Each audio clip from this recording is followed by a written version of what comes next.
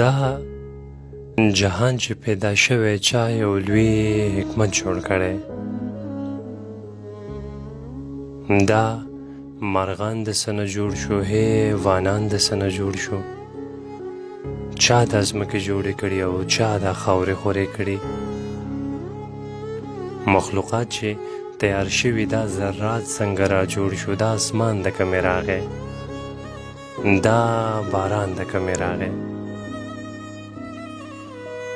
دا یو سوال مې دی په زړه کې، لوی جنجال مې دی په زړه کې.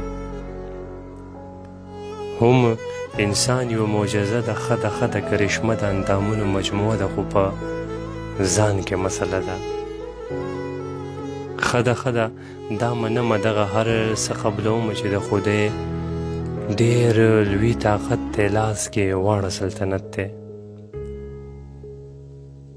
خو چې زه یې را پیدا کړم ځان ته هسې وارخطا کړم. زه پوره یم که نیمګړی اندامونو یې جوړ کړی، چې غوږونه یې راله راکړه یا لاسونه یې راله راکړه، دا خو بیل بیل دي نومونه، چرته خپې چرته لاسونه. نو بیا زه څه شوم او زه څه یم؟ زه یم غوښه که اوبه یم، زه اندام یادېږم، زه به کله پوره کېږم. چې زه مړ شم بیا به څه وي، دغه هر څه به زاړه وي، پس له مرګه جهان شته دی، داسې بل یو اسمان شته دی، هلته دغسې ژوندون دی، داسې زړه چاودون دی لکه دلته چې را کړی ژوند دی هسې راته پلی.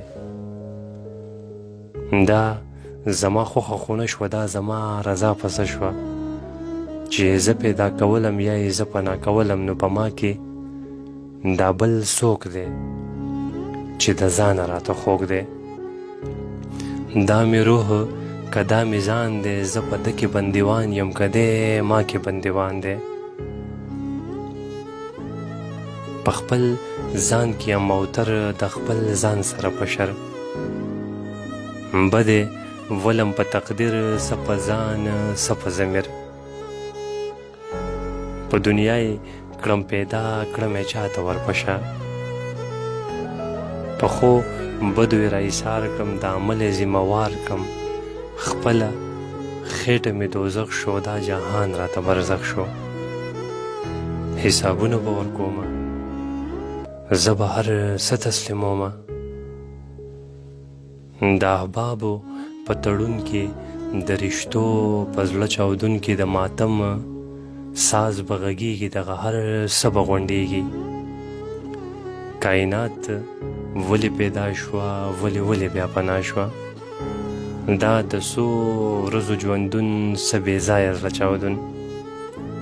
ای د بصر پروردګاره، د جهان رازداره، د نبی په سفارش تا ته کومه گزارش.